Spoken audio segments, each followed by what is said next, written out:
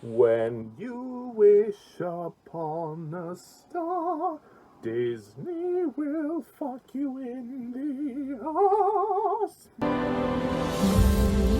Wish upon a star makes no difference who you are. Anything your heart desires will come to you.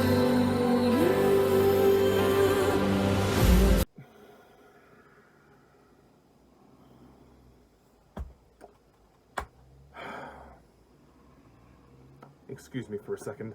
Ah. It's comfort drink time. Welcome, one and all, to my rant. My rant! And you know that I'm not lying about this, because my nose has not extended. My rant of the 2022 live-action remake of Pinocchio, directed by Robert Zemeckis. If directing's not too much of a strong word for you to comprehend from this... Anyway. So, as a lot of you know, recently I posted a review of the original Pinocchio, and as usual, like most Disney films, it's a wonderful classic, so beloved. And they've remade it! Yay! It's no secret by this point that Disney are going to remake everything, and they have been remaking things since forever. And this movie was dropped on Disney Plus, so it's not being released theatrically, which is, well, probably for the best, to be honest. I mean, the plot is pretty much the same as the original, but, you know, for the sake of my review style. A puppet is brought to life by a fairy who assigns him to lead a virtuous life in order to become a real boy.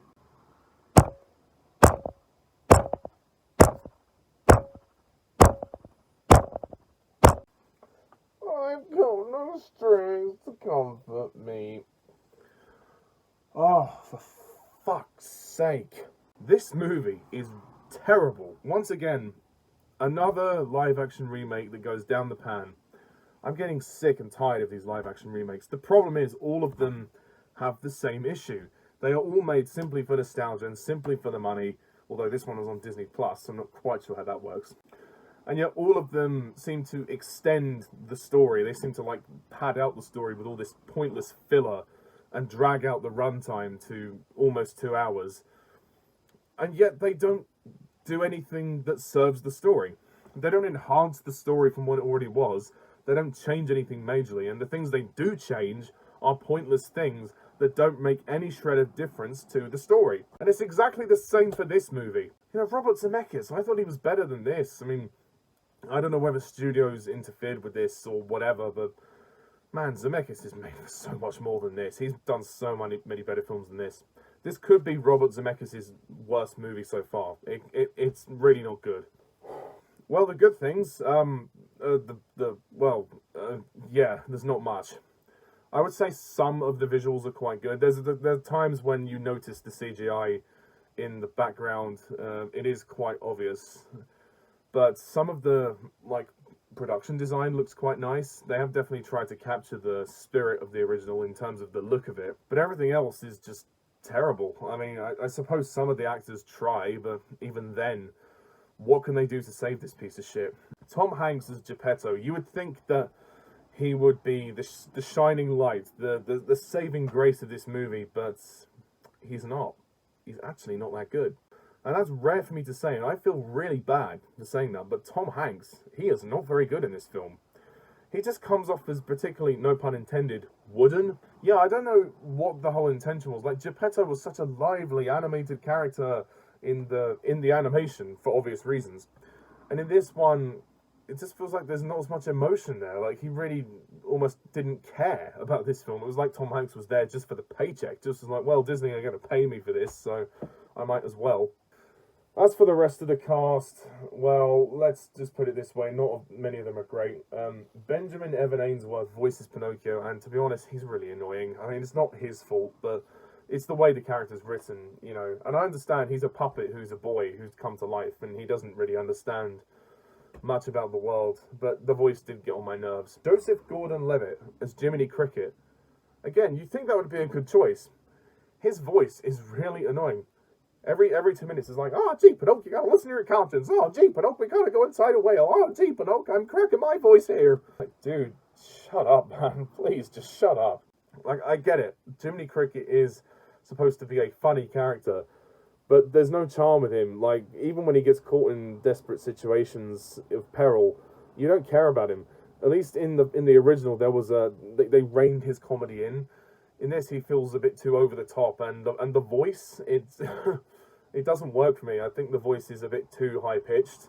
I think he could have lowered the pitch of his voice and just done something better, because this, yeah, it was really getting on my nerves. Cynthia Erivo as the Blue Fairy, she's good, although weird design. I mean, the fact that she's hairless, I mean, okay, if that's how the actress is in real life, no disrespect, of course, but it didn't look right for the fairy. They definitely needed to have her have some hair or something. It's like my good friend Harry Thomas says she looks like a Wakanda warrior from Black Panther, and I mean, that's, you know, perhaps a stretch, but I can see where he's coming from.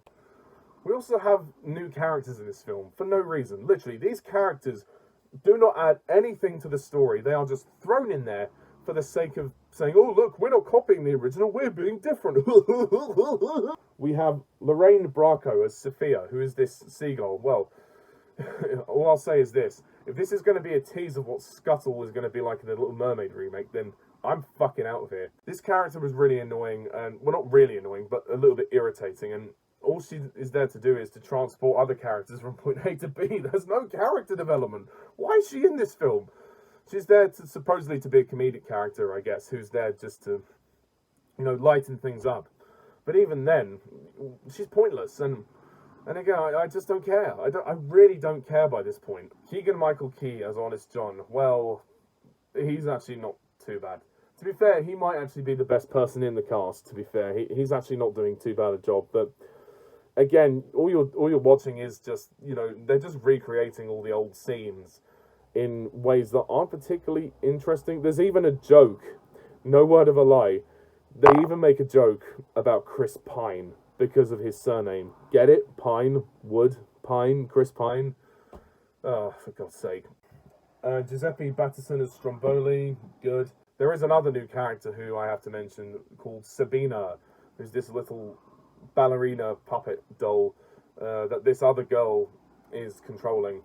Pinocchio meets both of them at the show that he gets involved in. Honestly, why are these characters in the film? Literally, Sabina's there to be like I suppose a love interest for Pinocchio, but then he's a boy, so why do that? They add literally nothing to the film. There is no reason for them to be there. It's just, I guess, for the sake of having more female characters in the story, but I say this, if you're going to write another female character, you need to have a purpose for them to be there, a reason for them to be there. These two were just, they were just performers at the show, and he met them, and they like each other, and there's even a really weird scene where Pinocchio and Sabina do this tango after he sings, I've got no strings to hold me down. After that scene, they go into this mumbo tango or whatever. It's really weird. What else I hate about this movie is the corporate pandering. Once again, you know, I refer back to this example of Space Jam: A New Legacy because, quite honestly, this is what I'm sick of. The fact that Disney are so indulgent with their own stuff. They're becoming greedy and egotistical now because they're saying, look, we own this, we own that, we own this, we own that.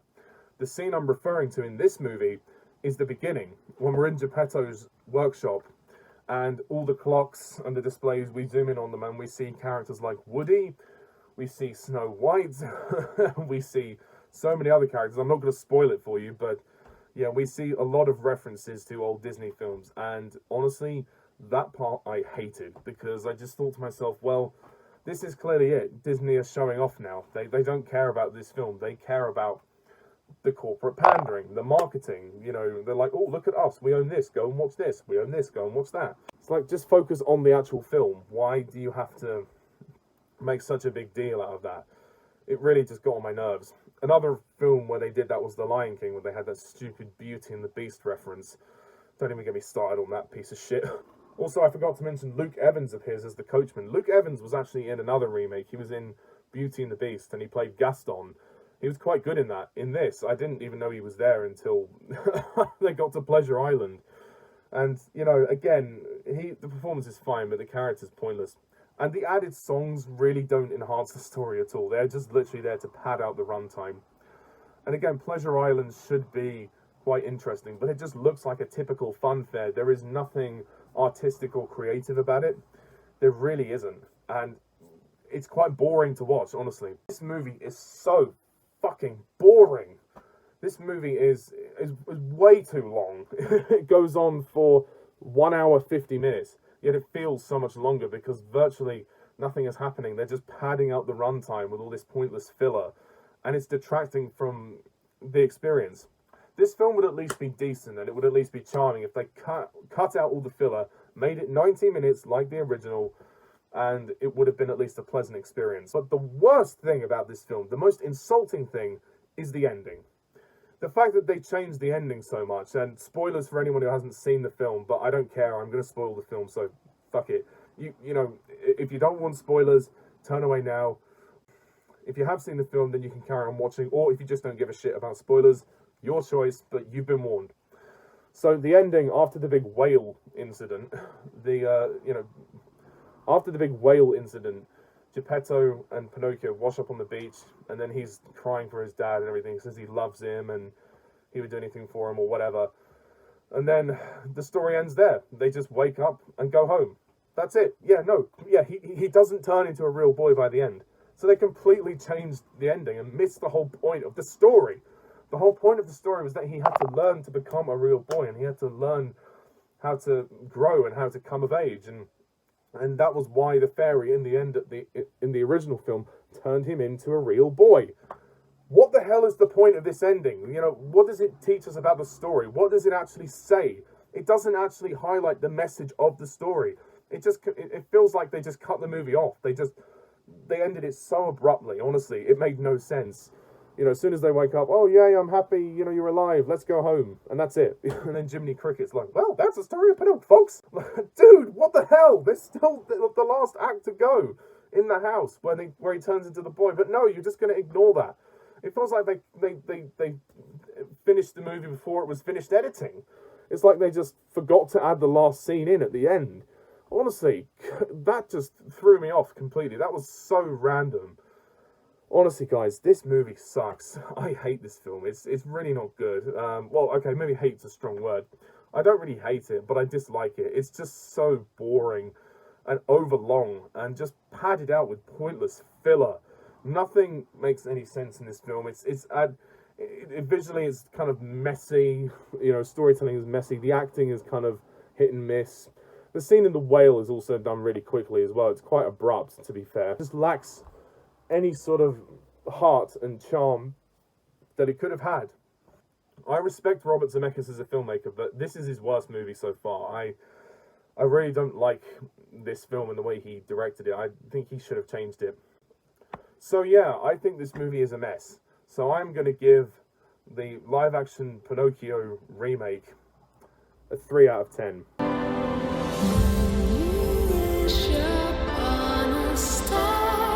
Makes no difference who you are. Anything your heart desires. And as for Pinocchio sniffing shit on the ground,